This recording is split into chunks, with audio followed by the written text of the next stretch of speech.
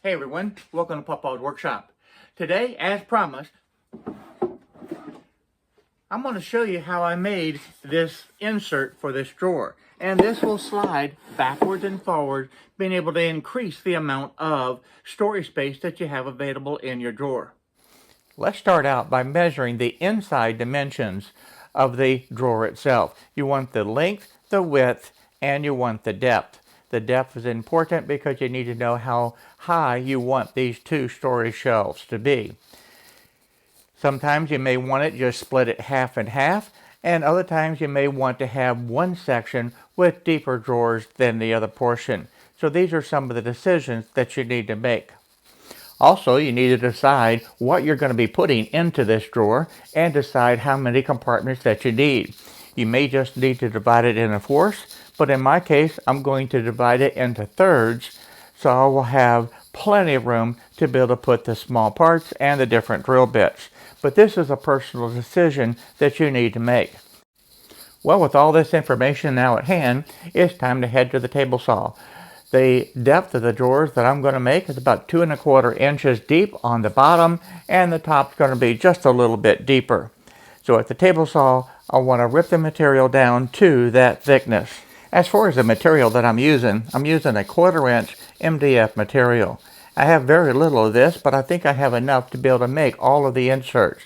I will need to use a different material for the bottom of the insert for that top portion. Next, we need to head over to the miter saw and cut the length. I want to be able to cut the long length, and I need to be able to cut 4 of these. Since I'm dividing this drawer into thirds, I'll need to have 4 of these inserts to drop into that section. Now you want to be able to cut these exactly the correct measurement.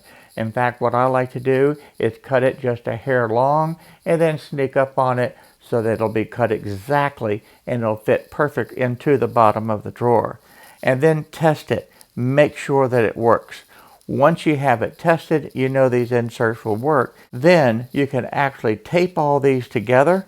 I think this is an important step. By taping all 4 of these pieces together, you know that your cuts are going to be exactly the same on one piece to the other piece. So I would highly suggest doing this step. Don't skip this one. Tape them all together, and then you can do the layout lines on exactly where you want the inserts and make all the cuts at one time on all 4 of these pieces. Now I have to say this also, you don't need a lot of tape. I'm only using just a couple of pieces of the tape and try to make sure that the tape is not where you're going to actually make the cuts. Next, it's time to do the measurements. Now I want to be able to have one of the inserts in the exact center. That way the top drawer that I make, when it slides, I'll be able to have full access to the compartments underneath. So to me, this is an important step also.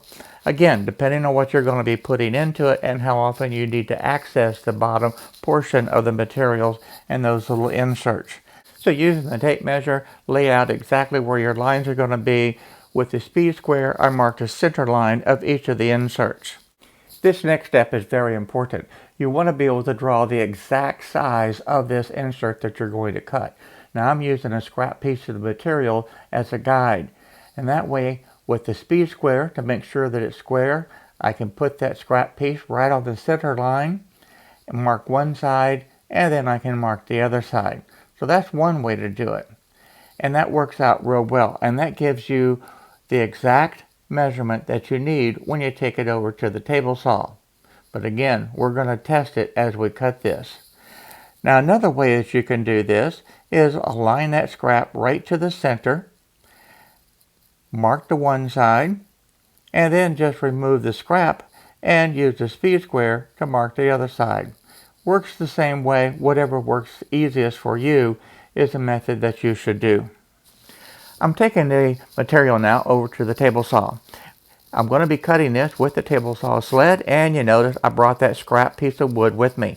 Now, of course, that's the exact size of material that I need. There's 2 factors here. One, I had to raise the saw blade halfway through the material, and I want to be able to cut this slot exactly the thickness of the material. And to do that, I'm going to cut right up to the line, and then I'll test and see if it's going to fit. I want a nice snug fit for these slots.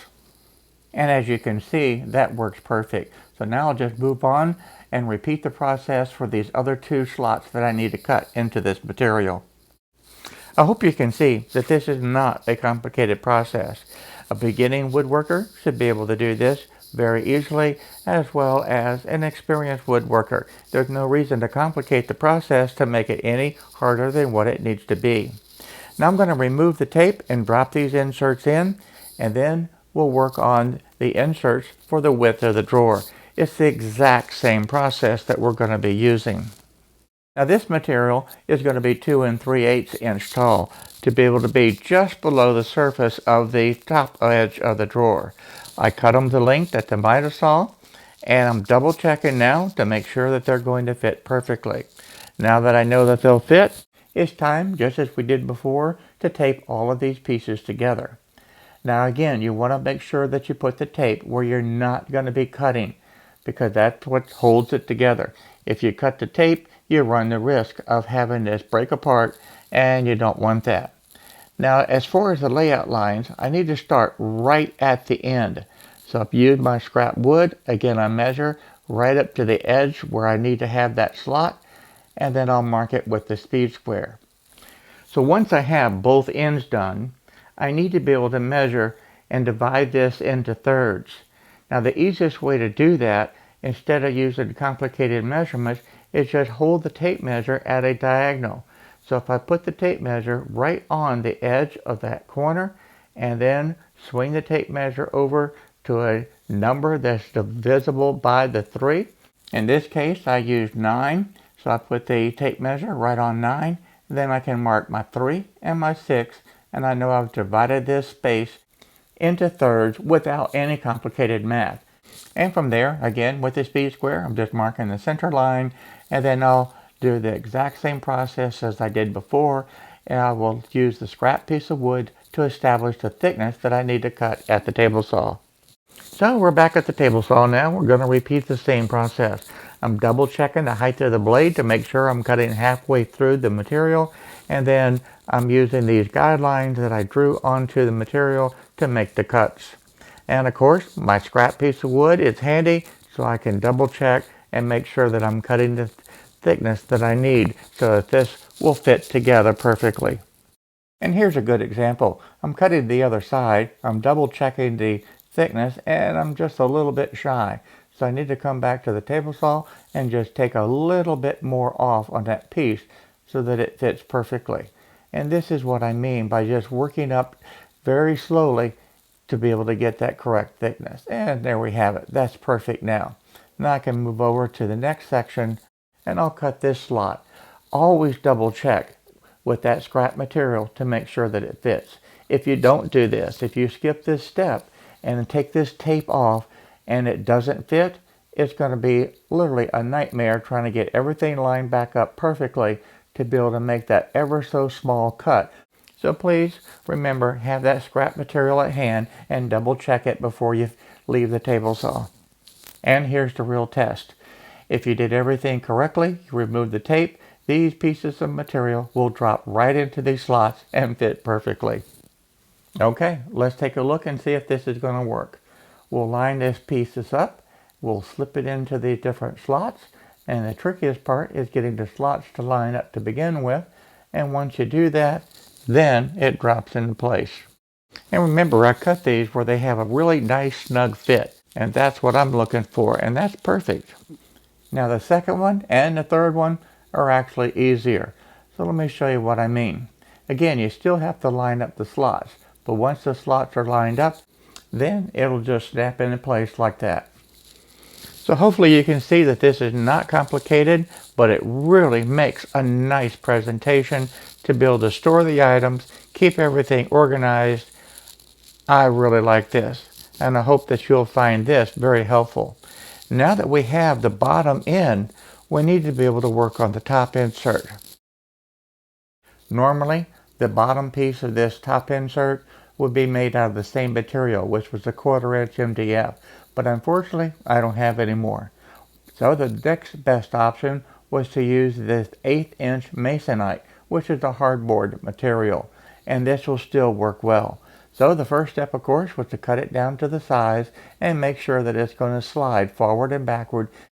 So now I know that it's not going to bind and it'll easily move forward and backwards. I'm going to measure the height of the insert that I need. And this is going to be about roughly 2 3/8. I want it to be just below the surface of the top of the drawer. So you guessed it, it's back at the table saw. In addition to cutting the correct width, I also need to know how long the material needs to be, so I cut the correct amount of material. After everything is cut, of course, I'm going to test fit. And with everything correctly sized, then I can do my layout lines and repeat the exact same process that I did before. And I'm going to divide this into 4 different compartments. And you guessed it, I'm using the blue tape again to tape all these together to make the one cut. And remember, don't go crazy with the tape. All you need is just 2 pieces to be able to hold the ends together. Because I'm making 4 different compartments, I need to measure this and divide this in half. And again, the easiest way is to put the tape measure at one corner, align this so I have an even measurement. In this case, I use 10, so half of that is 5, and that gives me the dead center. I don't have to worry about doing these complicated division problems on trying to divide it out. And even with the metrics, which is much easier, I still find this the easiest way to be able to do it. Find a unit of measurement that's easily divided in half and your problems are solved. Back at the table saw, we need to adjust the height this time. Remember, this material is wider than the lower inserts. So we need to adjust the height of the table saw blade before cutting this. And then it's the same thing after that. Just cut these slots, test fit it, and then we're ready to assemble. Assembly is very easy. We're just going to separate the parts out. We can drop that first piece in. That creates the center section. And then from there, we'll just glue all these different components together and glue them to the base itself. And you guessed it, I like to test fit everything first. I want to make sure that everything fits exactly the way that it should before I put the glue on it. Okay, the glue is done. It's time to test it out. So it's all ready. This will be the first test, and we'll just drop it in and see how it works. And that works perfectly. It slides exactly the way that I want it. It shows the bottom half of the inserts, and I can slide it back and expose the other half of the inserts. This is exactly what I wanted to have in this drawer, to be able to keep all the different parts organized. A couple things that I've added to the drill press stand. I've added this magnetic strip so that I can easily put the different items that I use on a regular basis right here, nice and convenient. Now this makes it really easy to be able to access the material. In addition, I have a little magnetic cup that I put there. Again, small parts can go in there when I'm working on the different projects. So this is 2 little improvements that I've made, plus I've got 1 more that I'm going to be doing. I also have this great big box of drill bits that I've had literally for years that I use quite often. Now, rather than take all of these bits out, I think I'm going to mount this box with all these bits in it right to the side of this drill press stand. That way I'll be able to easily slide this in and out. Let me know what you think in the comment section below, if this is a good idea or do you have another suggestion. So I want to thank everybody for watching this short video today, and this is the last video in this series on making this drill press stand. Now the next step, I am going to be making a tabletop for the drill press itself, and on the fence, I'm going to be adding a vacuum system to that to be able to get rid of all that sawdust. You're not going to want to miss out on that.